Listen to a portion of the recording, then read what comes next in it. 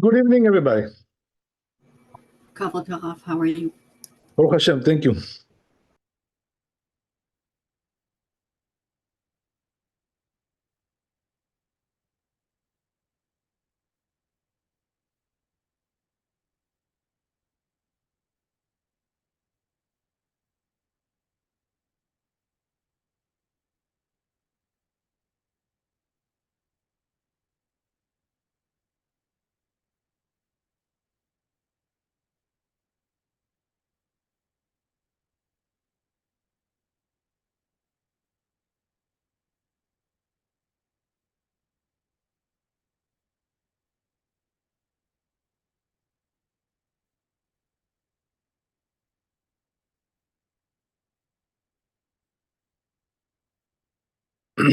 Okay, so we're continuing in the tour over here.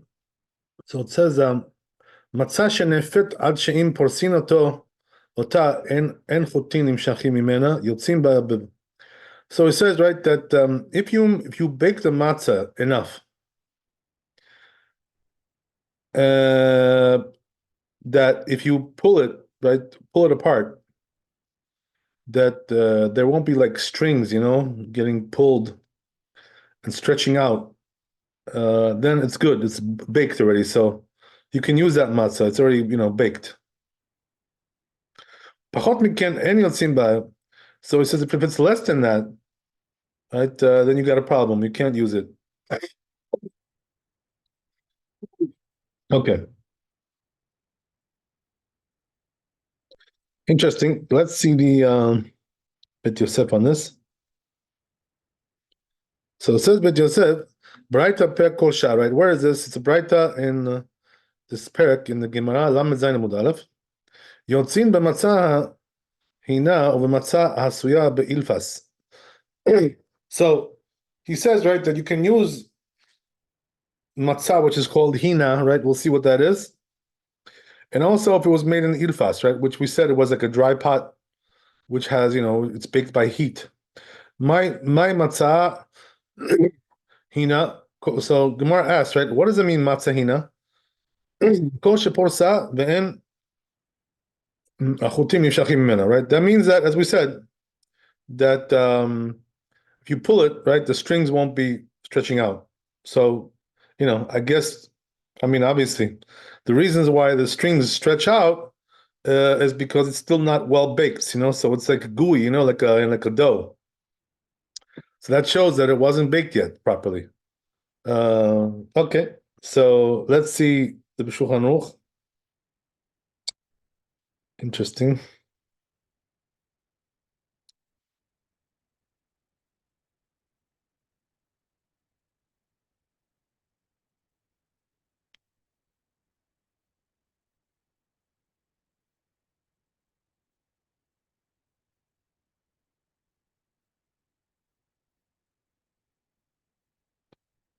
So says Shulchan Aruch, as we said, right? Matzah shenefet ad she'im porsin ota en chotin nimshachim mimena. If it's baked well enough that the strings, don't get stretched out when you pull it, when you take it apart, at the yotzim ba, you can fulfill your obligation with that. So says the Rama regarding that, v'yesh lizaher shelo lakha min hatanur kodem lachen. So says the Rama, right? Be careful not to remove it from the oven before that. So make sure, right, that it's fully baked. That's very important. Otherwise, if you pull it out before it gets fully baked, it can become chametz, right, afterwards. ולחזירה כי תוכל לבוא לידי חימוץ.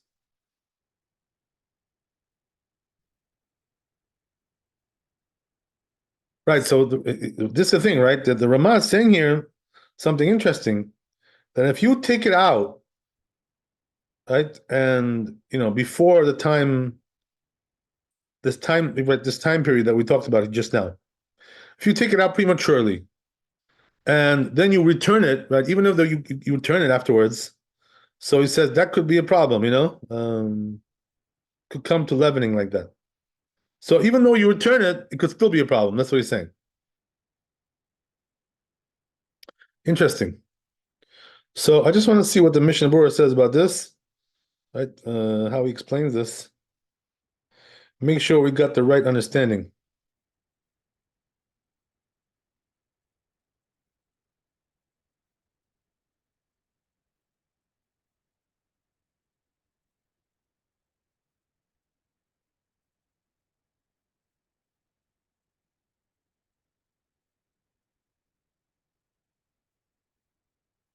Okay, I'm not going to get into this now, this all this stuff. He's adding some other things which are new issues. But let me just see the other Mishnah Berurah. There's several of them here.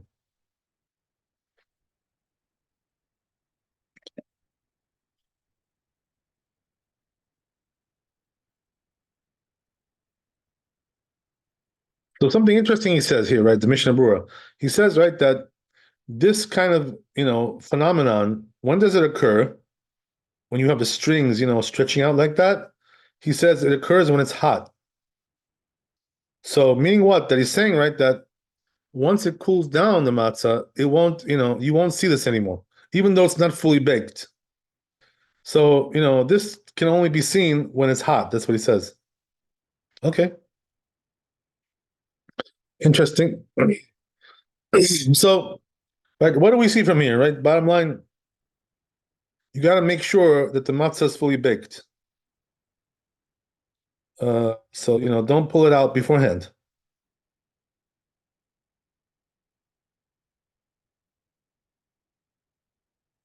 Okay, interesting. There's one more Mishnah Berurah here. I'll just see what it says. Interesting. I'm just interested to see if he has any more information here.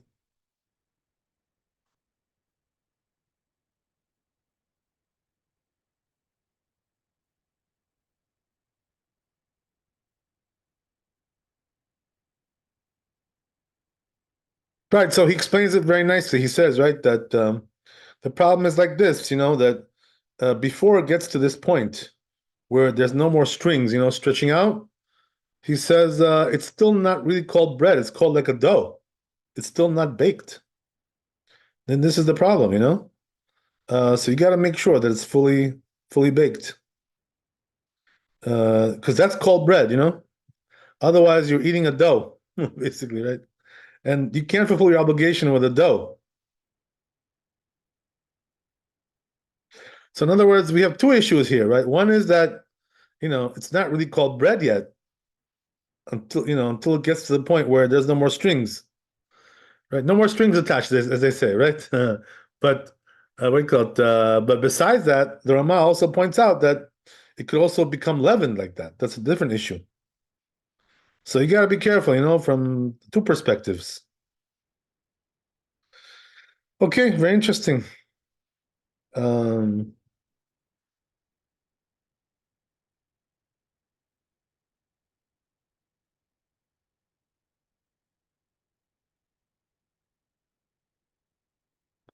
so how does a person know, by the way, like how long this is supposed to take? How do you measure it, right? So I guess it comes from experience. Once you know more or less, right, according to your circumstances that you have, how long it does it take, to bake. So you got to keep it in there for that amount of time, and then right, you can pretty much assume that it's already fully baked. Okay, good. So let's go on. If you have any questions, let me know.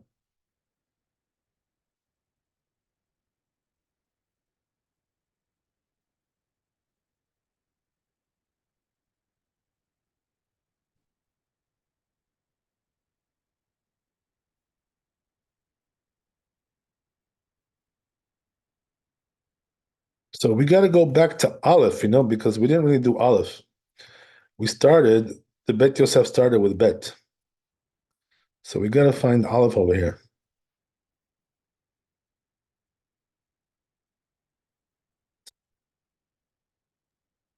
I have one question, Rabbi. Sure. Those two little marks that look like yods at the top of a letter that are simultaneously look kind of like quotation marks, so to speak. do they have a linguistical value, or what is that? Oh, like you're talking about here in the third line there? Yeah, where it says olive iron, those two little marks, Right, and Aleph, then yeah.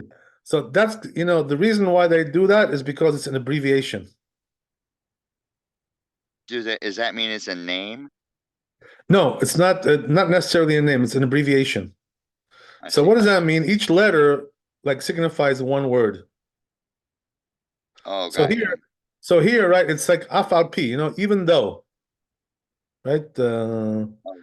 And they tend, in the poskim, the word, the language of the poskim, they tend to, do a lot of abbreviation.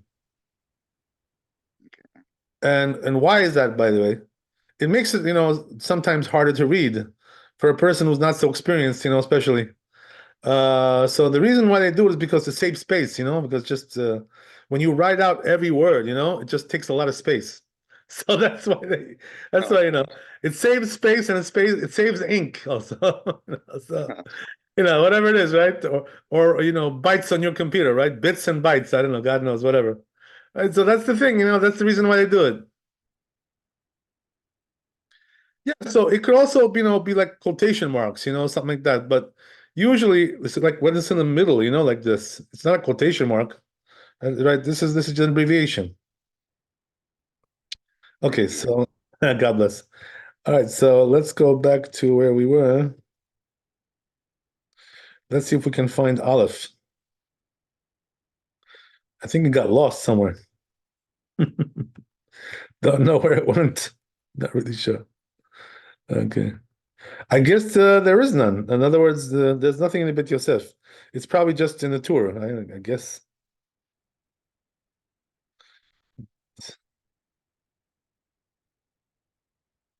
So let's look through the tour and see what we got there. I'm not really sure where the next thing is. Um, yeah, in the tour we have it here. So we already read Aleph yesterday in the Shulchan Aruch, but we didn't really do the tour as far as I remember. So I'll go back and redo it.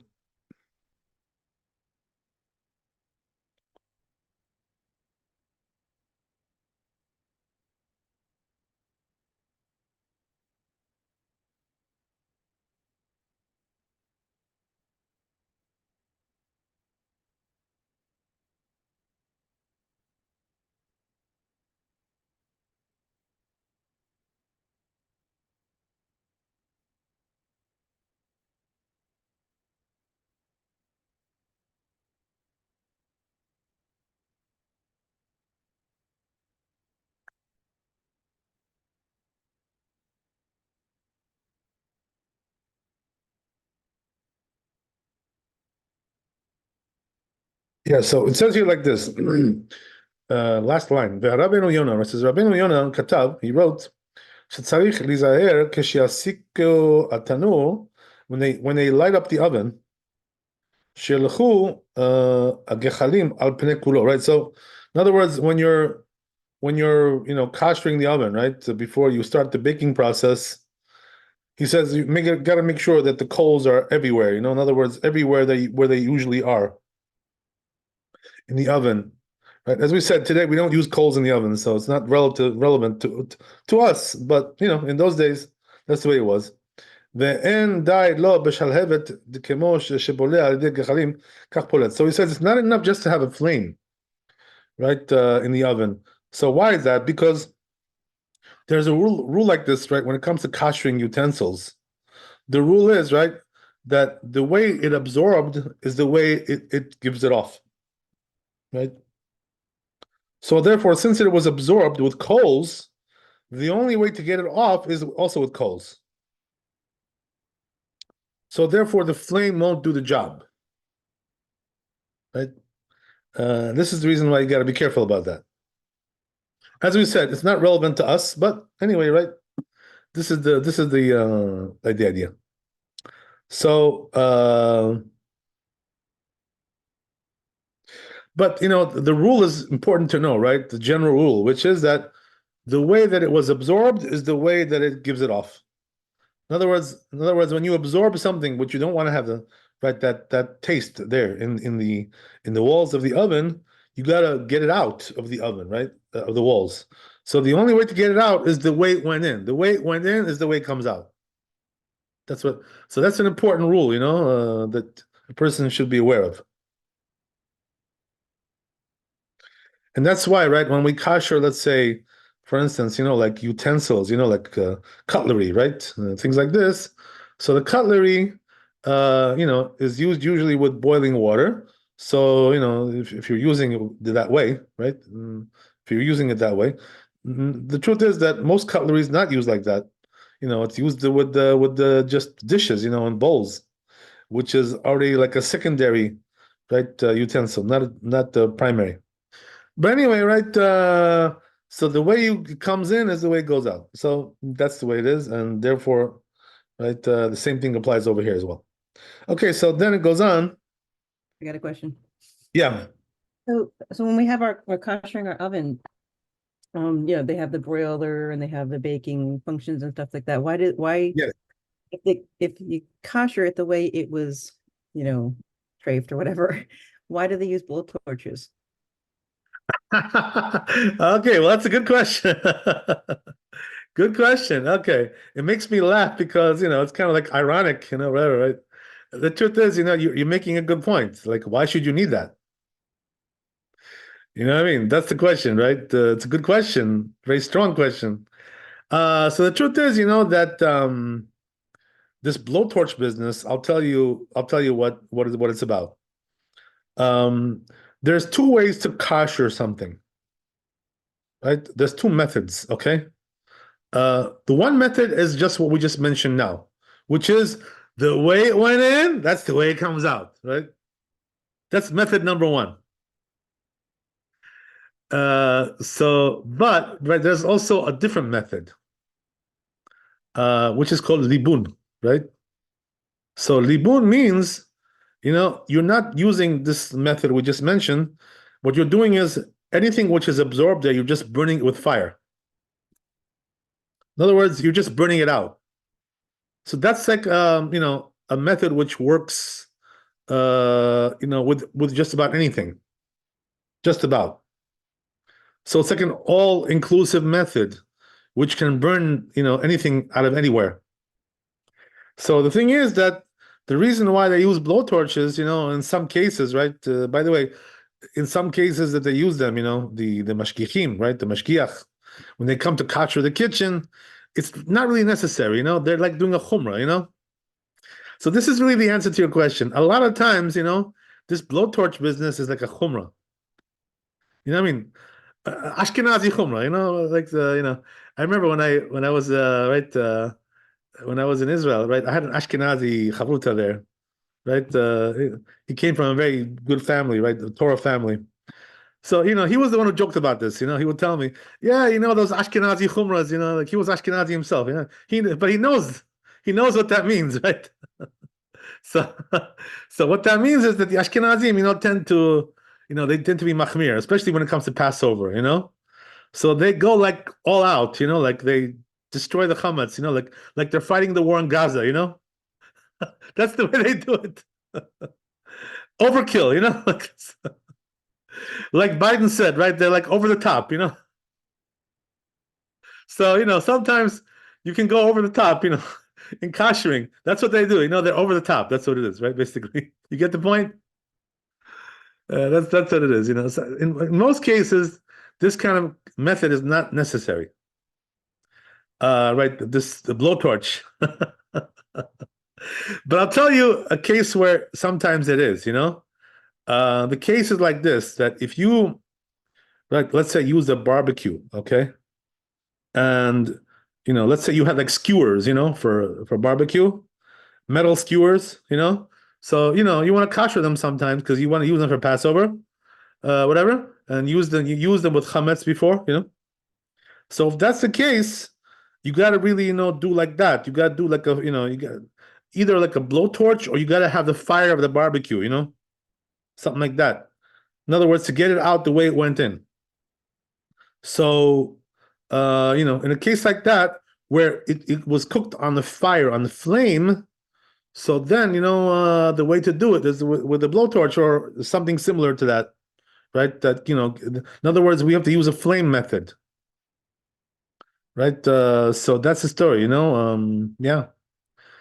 So here, right, but in this in this case, where we have the this oven, right, which today doesn't exist ovens like this, but in those days they had them. So right, what they're trying to say is right that they didn't have blowtorches in those days. I mean, this is something relatively new that we have nowadays. So what they mean to say when they say you shouldn't use a flame, they're not talking about a blowtorch. They're talking about that the oven has a flame inside. Like some gas ovens. There's a flame in there. So he says, right, that won't do the job. And what's the reason why? Because the coals, are even stronger when they're all over the oven. They got in like that. So the only way to get it out is with the coals, because the flame, we don't have blowtorch, right? In those days, they didn't have. So there was no way to go like with the flame all around the walls of the oven, and get everything out like that. They didn't have a method like that. Okay, whatever. So Did the coals themselves get helmets on them? well, yeah. The truth is, that if the chametz gets on the coals, so the fire will burn it. So there's, So if you're like doing a barbecue, do you just like get new briquettes or? So the question is, how do you kosher barbecue, right? That's the question? I guess so, yeah. Okay, so the answer is, right, that as we said, right, there's two ways to do it, same thing applies to the barbecue. In other words, how did it come into the barbecue? By using coals, right? And putting just lighting up your coals. So the same way you get it out. Very simple, right? Okay. Yeah. That's the way it goes. Okay, so right, that's how you catch the barbecue. But as the truth is that it's only relevant, to kosher the barbecue like that, if number one, you use it with chametz. Not everybody uses barbecues with chametz. Some people like to put pita breads, like whatever, on the barbecue, to heat it up. That's possible. And also another thing, which is that, even if you do use the barbecue with chametz, but the constant use will burn everything, like, so it'll just get it out. So the way you do it is just light it up with coals, and just burn it out, like you usually do. Interesting, that's a whole discussion, whatever. But anyway, right? But as we mentioned yesterday, right, the way to kosher your oven is just to put it on full blast, and for a half hour, because that's the way it went in, right? And that's the way it comes out. That's it, right? It's exactly the method that we're using. So you don't need your blowtorch, right? Leave your blowtorch, whatever. You don't need that to kosher the oven. You don't need a blowtorch to kosher an oven, right? But sometimes, these Ashkenazi, mashgichim, come in, right? And, they're very, zealous when it comes to Passover, especially. So they come in with their blowtorch, and they burn out the whole thing, right? Whatever, right? This is the, this is the, sort of a stringency, in a sense. Okay, whatever, right? That's the idea. Always done the oven cleaning cycle for that. I'm so do you have like a self-cleaning oven? Is that what you have? Yes. Oh, I see. Okay. So usually a self-cleaning is like a very high heat, right? It's a high heat and it goes for a long time. Yeah, so that works, that does the job. Yeah, of course. that'll do it. Great, thank you. God bless. All right, good. So that's the story, right? I hope you guys enjoyed that right, the Q&A, right? I'm sure we all learned something there. Okay, so all right, let's go on. So right, as we said, we're still on the tour here. We're doing Aleph, right? Going back to Aleph because we never really covered that in the tour. So ואין די לו בשלבת כמקום I pull it. I dig harim. ושיעור ניצוצות ניתזים ממנו, right? So he says also another thing he says, right, that we want, that it should be so hot, right, that sparks should be coming out. הילקח אם הסיקוהו כמה פעמים קודם הפסח אינו מספיק. So he says therefore, right, that if they, they use the oven several times before Passover, it doesn't help. Doesn't work. Why is that? The truth is, we read this tour already. Unless he, had the intention to kosher it when he was doing that. What's the reason why? Because if he didn't have the intention to kosher it, he probably didn't do a good job. He wasn't thorough. What does that mean, thorough?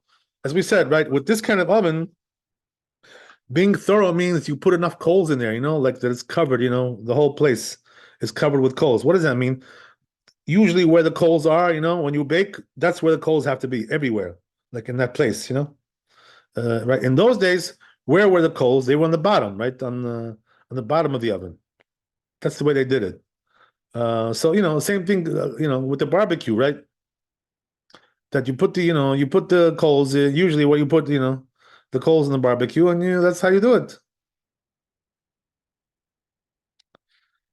Okay, so that's the story, right? Good. So let's go on a little bit.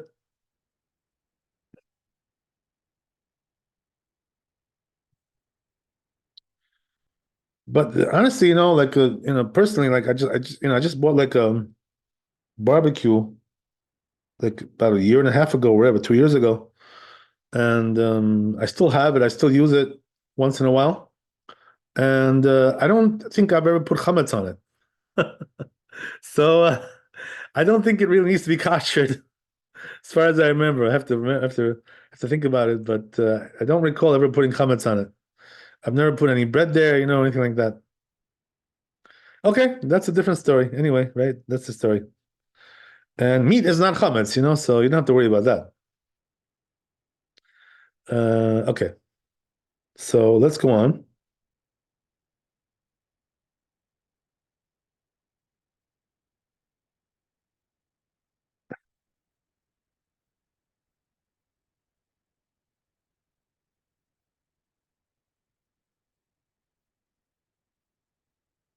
Yeah, so we actually, we did read this tour yesterday. But anyway, I just reviewed it, because I wasn't sure if we read the whole thing. I'm not even sure now if we did the whole thing, but anyway, we got it now. Whatever it is, right? We got it. So let's go now to Shulchan Aruch and we'll review, right? Aleph one more time. Just to make sure, be on the safe side.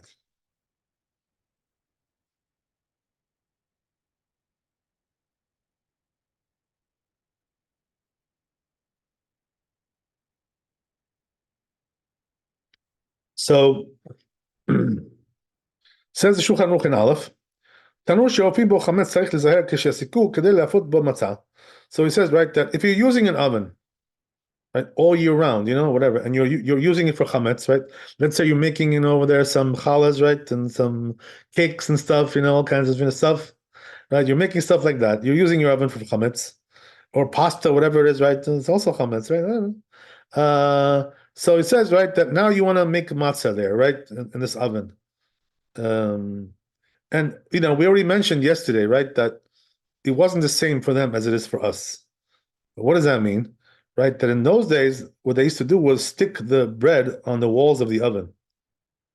So the walls were like, saturated with chametz, you know what I mean?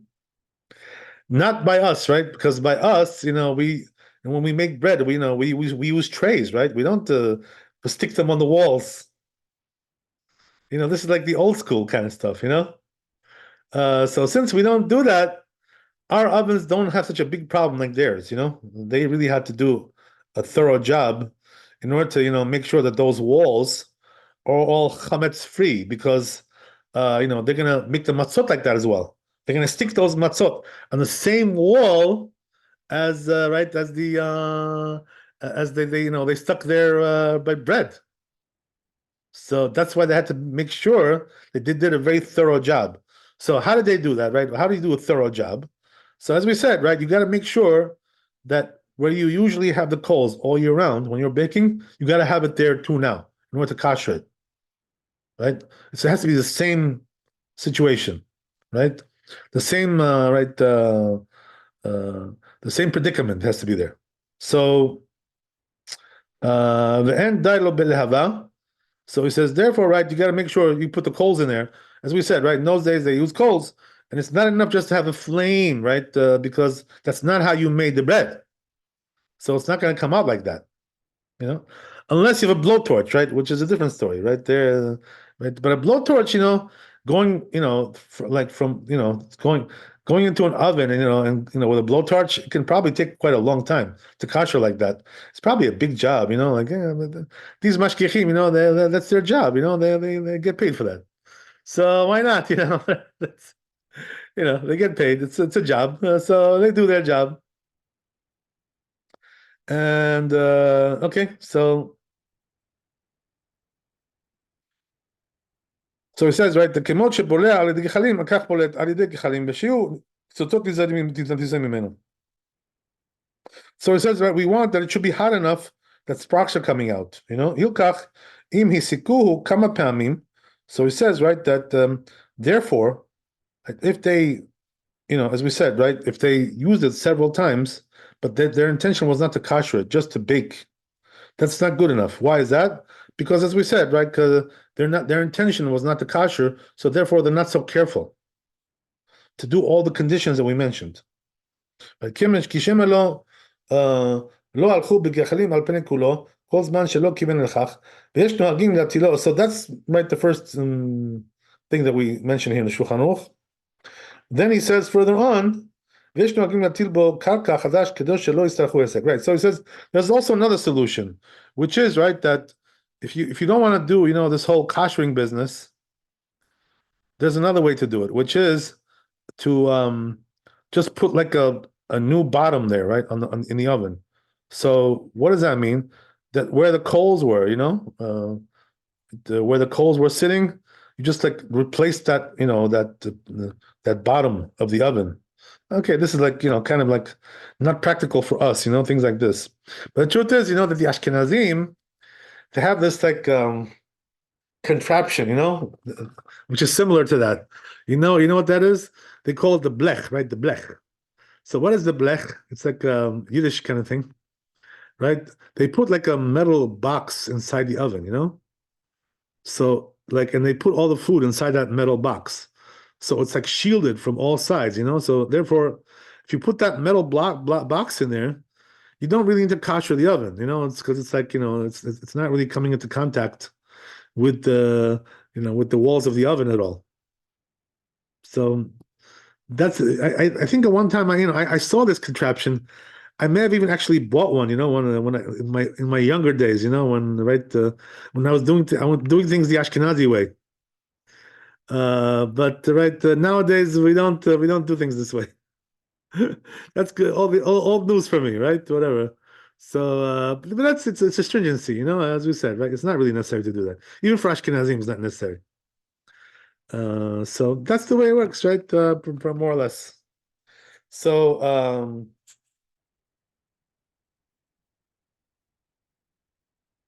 says Rama here,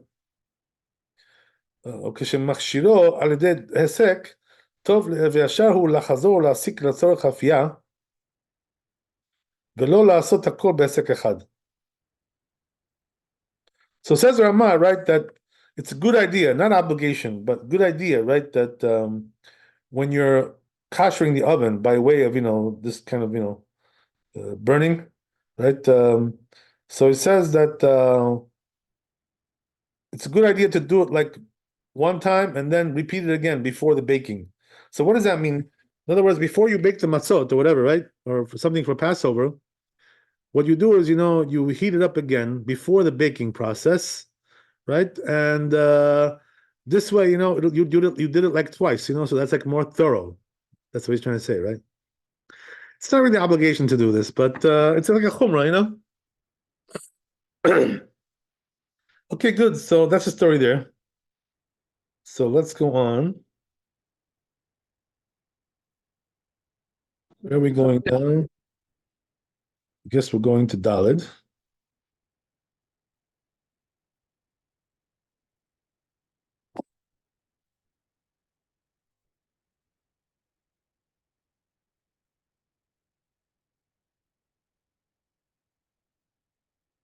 Okay, so let's see if we can do one more. Belina there? Okay.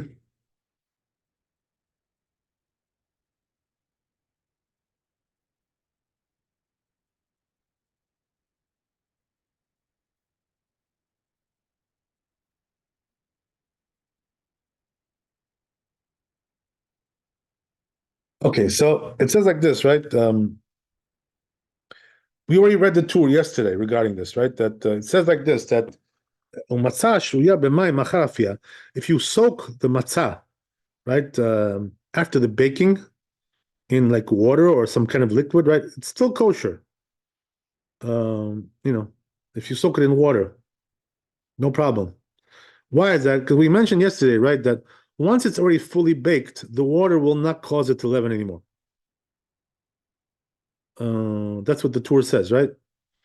So yeah, so let's see the Bet Yosef. Besot perek kol sha'ar, right? What's the source for this? It's also in the Gemara there, right? Mem aleph amud aleph. Tanya, right? So we learned the Baita. Yotzin berakik hasharui, right? Says we can fulfill your obligation with the matzah that which was soaked, right, after the baking. Uvemvushal shelo nimuach divrei Rabbi Meir. So this is also if it was cooked and it didn't dissolve. That's according to Rabbi Meir. Rabbi Yosef Omer yotzin berakik hasharui. So Rabbi Yosef doesn't agree with this, right? He says you can use the soaked matzah as we said, right? Aval lo memushal, but not cooked matzah, right? So that's halacha.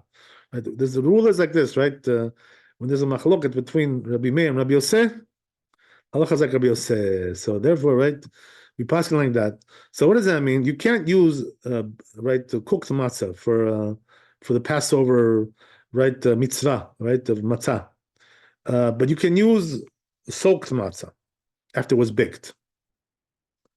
Even though it wasn't dissolved. The Rif and the Rosh wrote this.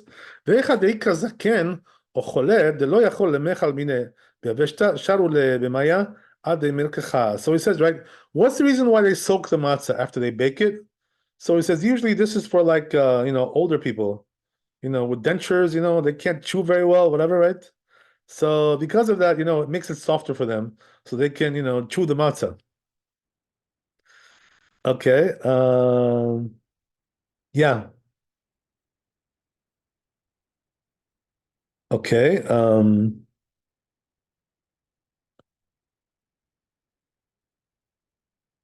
Or sick people, right? Same thing. Sick or old, right? Okay. Right? But it has to be right that it's not dissolved, right? So if the water dissolves it, it's already not good, right? We don't want that. It has to be, still in one piece, right? In other words, still like a solid, in solid form.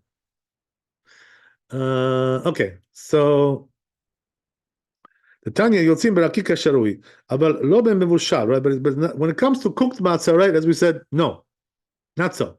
Even though it didn't get dissolved yet, my tama bainan tam matzah beleka. So as we said yesterday, right? The reason is because when you cook the matzah, it doesn't have the same taste anymore. It loses its flavor, So once you don't have the taste of the matzah, no good, right? It's no good.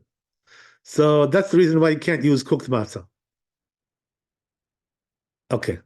But soaked is okay, right? As we said, right? There's a difference between soaking and cooking.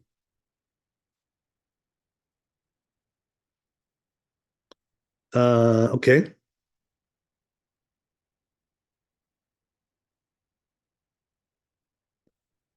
Rambam also writes this, right? Same thing, he says, Rambam. Perek Vav, right? And there, יוצאים ברקיק השרוי והוא שלא נימוח, אבל מצה שבישלה, אינו יוצא ידי חובתו באכילה, שהרי אין לו טעם מצה apart. So Rambam says the same thing, right? You can't use soaked matzah. I'm sorry, you can't use cooked matzah, right? Soaked you can use, yes. Cooked matzah, no. Why? Because it doesn't have a taste of matzah anymore. No good. So it says, right, it seems like they're explaining that when it says, right, that it wasn't dissolved, it means the Kamar Rabbi Meir, Asharui Namikai. It also applies to the soaked matzah as well, that it wasn't dissolved. וכן כמה רבי יוסי יוצאים ברקיק השרוי. So when Rabbi Yossi said, right, you can use the soaked matzah, השרוי דרבי מאיר, it's going on the same thing as Rabbi Meir, the same thing, same kind of soaking. דהיינו דווקא בשלו נימוך, when it wasn't dissolved. ותמani al Rabbeinu, so he says, that's why I'm wondering, this says Beit Yosef, I'm wondering on Rabbeinu, right, the Tur, שכתב, סתם יוצאים במצה שרויה במים, אחר אפייה, ולא חילק בין נימוח ולנימוח. He didn't differentiate between dissolved and not dissolved, he says, right? That's why, says I'm wondering why he didn't differentiate, because that's like, crucial element, apparently. Right? ואולי אפשר לדחוק ולומר, so he says, maybe we can say like this, to answer that question, right? שהוא סבור, דכיוון דסתמא כאמר רבי יוסי, יוצאים ברקיק השרוי אפילו בנימוח כאמר. Could be that he holds, he holds that Rabbi Yossi doesn't really require, he doesn't talk about the issue of dissolve, or not dissolved. So meaning what could be that Rabbi Yossi, according to his opinion, right, according to the Tur, Rabbi Yossi holds that even if it's dissolved, it's okay. That's one way to answer the problem, right? To answer this question. ומה שכתב הריף והרמב"ם והראש, דווקא בשלו נימוח, and now we should read from the Rambam and the Rosh said, right, that, but it shouldn't be dissolved, למצה מן המובחר, מצווה מבחר. That's only like, the best way to do the mitzvah. אמרוקן, that's the way they said. ולא לעיכובה, but it doesn't prevent the mitzvah altogether. ועד ימינן באור והערותיו, and now what you said in the Gemara, חולין, קכ עמוד א', right, אם מצה בגמעה, that if he, right, so, right, there's a thing like this, in the Talmud there. Let's say a person, right, dissolved the matzah and he swallowed it, like he didn't even chew it, right? Lo yatsa, he didn't fulfill his obligation. Hatta b'shenim chet legamre. So he says they're talking about, right, that it was totally dissolved, like liquefied, something like that, right? V'nasir k'mayim. V'zeh dochak. So but it's a little bit of forced to say that. Ela b'sharui nami lo nafik. Ela dafka b'shelo nimuach. So he says the truth is, right, Kakatav Rambam. So he says, but the halacha is not like that. So what does that mean? Halacha is that if it is dissolved, even somewhat, right, not totally like water, like liquefied, even if it's not liquefied, but it's dissolved, you don't feel the obligation with that.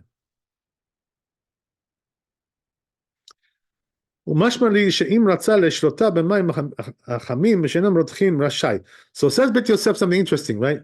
That, as we said, right, that soaking is okay, but cooking is not. So there's like a fine line there, because they're both in water. So he says, right, where's the line there, right? Where's the border? So he says, if you soak it in hot water, right, even though it's not, in other words, as long as it's not cooking, right, it's not hot enough to cook, right? It's good. He says you're allowed to do that. So in other words, you want to put in your, let's say, right, in your, your some, warm water, right, whatever, or something like that. You can do that, even if it's hot, as long as it's not boiling, right? It's not hot enough to cook.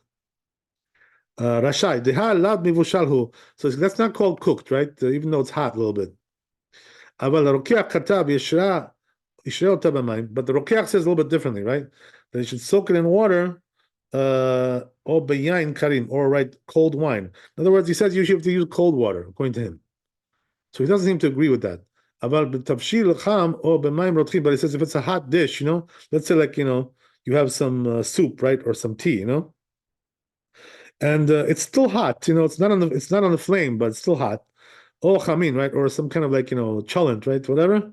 Lo yatzai ad kana. So this rabbi says the rokach, right, the rokach, that you don't feel the obligation like that. Okay, so that's the story. So we'll do the Shulchan Aruch. We'll stop there. I don't want to keep you too long. Okay, even though we started a little bit late, but I'm gonna give you a break. Okay, so right, so it says like this in Shulchan Aruch, right? Daled. Yotzei adam b'matzah shruya. You can fulfill your obligation, as we said, right? With matzah which is soaked. But you can see, by the way, the Shulchan Aruch, he wasn't Hasidish, because the Hasidim don't eat soaked matzah, right? You know that, right? They call that gebrochts. They don't eat gebrochts, the Hasidim, right? But we do, so we're not the same as them. What can you do, right? That's the way it goes. So they don't eat gebrochts. And by the way, why don't they eat it? because they're afraid, that maybe the matzah wasn't baked fully, and therefore, when you soak it, it'll become chametz. This is the reason why they avoid that, the Hasidim. But we don't have this custom, We assume that it's fully cooked, it's fully baked. So we're not concerned that it's going to leaven, in the water. To each his own, right? By the way, these famous dishes that people eat, like matzo ball soup, like this kind of stuff. If you're Hasidish, you can't have that because it's soaked matzah, right? That's what you're soaking the matzah in the soup. So you got a problem there. Okay. So anyway, right? But here it's telling you even something more. That what? You can do the mitzvah of matzah with this soaked matzah, as opposed to the cooked matzah, as we said, right? You cannot do the mitzvah. So in other words, if you cooked matzah in your soup, right, and it was on the fire, you cooked the matzah in there, you can't fully obligation with that matzah. Why is that? Because it already lost the taste of the matzah because it got cooked, So you can eat that stuff, but to do the mitzvah, so there, right, you cannot do it. Why? Because it lost the taste. So therefore, what you got to do is, right, that you can soak it, but not boil it, right? So that's something else. Right? But it says if he cooked it, right, you can't fulfill your obligation, as we said, right? So that's the difference, So yeah, that's the story. Okay, if you have any questions, let me know. Otherwise, we'll stop here. Bezat Hashem, we'll see you tomorrow. Be blessed with wealth and health and happiness, and pray for our hostages and our soldiers who are, going through a tough time right now. Right, we're sitting here, learning, and they're in the gates of hell. Right, basically, that's where they are. God save them. It's not funny. It's not a joke. So we got to pray for them. That they should be released and they should come out alive, the soldiers and the hostages, God willing. Bezat Hashem, everything will be good. Amen, amen. Okay, so we'll see you Bezat Hashem tomorrow. Chazak u'baruch, Laila tov. Kavod Tov. Thank you so much. All the best.